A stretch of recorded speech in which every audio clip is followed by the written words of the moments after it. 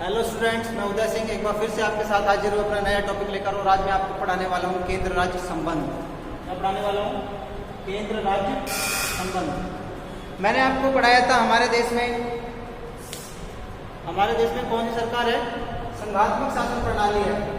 हमारे देश में संघात्मक शासन प्रणाली है। और संघात्मक शासन प्रणाली में मैंने आपको बताया था दो प्रकार की सरकारें होती हैं। कौन कौन सी? एक केंद्र सरकार और दूसरी राज्य सरकार। ये दोनों सरकार पैरेलली चलते हैं, समानांतर चलते हैं। पैरेलली चलती हैं यानी कि समानांतर चलती हैं। केंद्र सरकार केंद्र में और राज्य सरकार राज्यों में चलती हैं। ये सरकारें पैरेलली चलती हैं, ठीक है।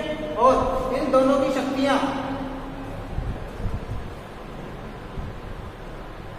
संविधान द्वारा निर्धारित कर दी गई हैं।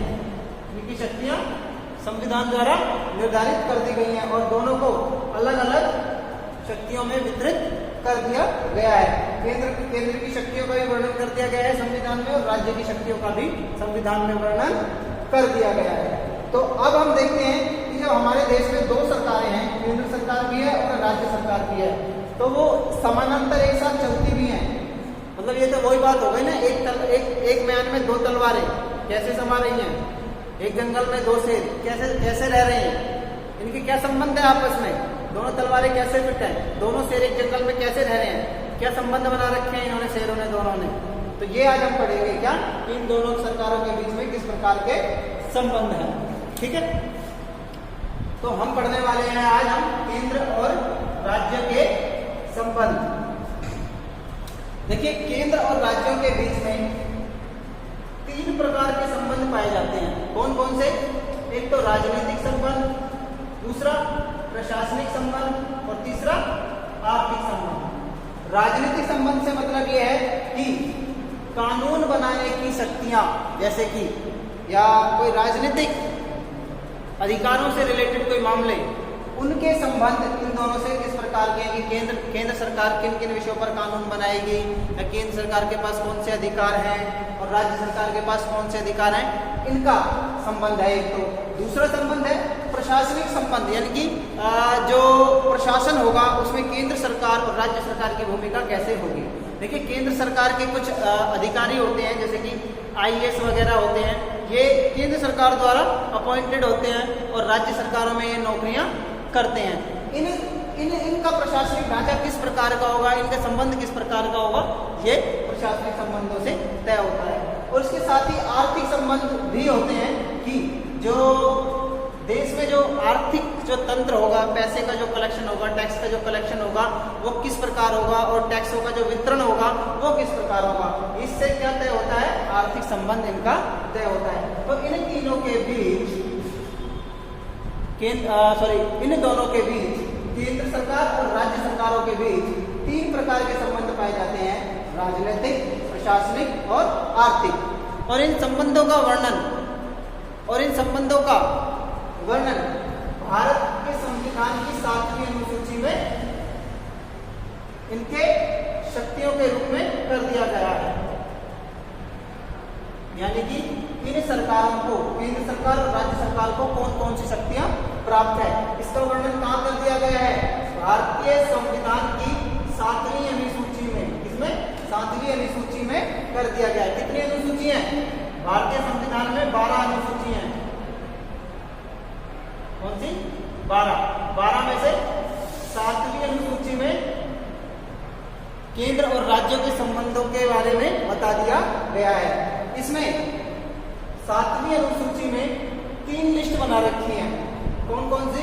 एक तो केंद्र सूची, या हम इसे कह देते हैं संघ सूची, केंद्र सूची या संघ सूची। दूसरी राज्य सूची और तीसरी समवर्ती सूची। देखिए, इनमें अलग अलग विषयों को रख दिया गया है। केंद्र सूची में 97 विषयों को रखा गया था और राज्य सूची में 66 विषयों को रखा गया था और समवर्ती सूची में 47 विषयों को रखा गया था। संविधान की दृष्टि से आज भी उसमें अंतिम गिनती 97, 66 और 47 ही है, मगर गणना की दृष्टि से ये संख्या बदल गई है। देखिए संख्या की दृष्टि से ये संख्या 52 हो गई है, ये संख्या 62 हो गई है और ये संख्या 100 से ऊपर हो गई है, 100 प्लस हो गई है। ठीक है, तो गणना की दृष्टि से ये संख्या भले बदल गई हो, लेकिन संवैधानिक दृष्टि से आज भी गणना इसी आधार पर की जाती है कि इसमें 97 विषय, इसमें 66 विषय और इसमें 47 विषय हैं। ये 3 सूचियां, 3 लिस्ट बना रखी हैं शक्तियों को, विषयों को लेकर कि भैया केंद्र सूची में ये विषय है, केंद्र सूची में ये विषय है, 97 विषय हैं और ये सारे के सारे 97 विषय बहुत इंपॉर्टेंट है, जैसे कि रक्षा, संचार, यातायात,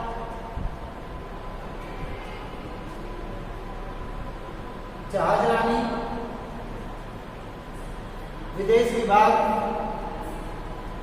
डाक विभाग। ठीक है, ऐसे बड़े बड़े विषय इसमें आते हैं केंद्र सूची में। इन पर कानून बनाने का सारा और प्रशासन करने का कार्य किसका है?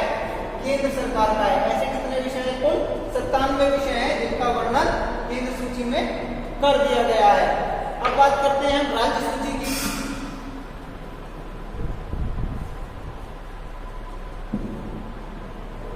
राज्य सूची में 66 विषय दे रखे हैं। वर्तमान में गणना की दृष्टि से 62 रह गए हैं। मूल संविधान में ये 66 विषय थे। इन 66 विषयों पर कानून बनाने का अधिकार किसका है? राज्य सरकारों का है। अगर राजस्थान की बात करें तो राजस्थान विधानसभा का, उत्तर प्रदेश की बात करें तो उत्तर प्रदेश विधानमंडल का ये अधिकार है कि वह इन 66 विषयों पर कानून बनाए। यानी कि केंद्र की सूची पर केंद्र सरकार बनाएगी और राज्य की सूची पर राज्य सरकार बनाएगी। लेकिन कुछ परिस्थितियों में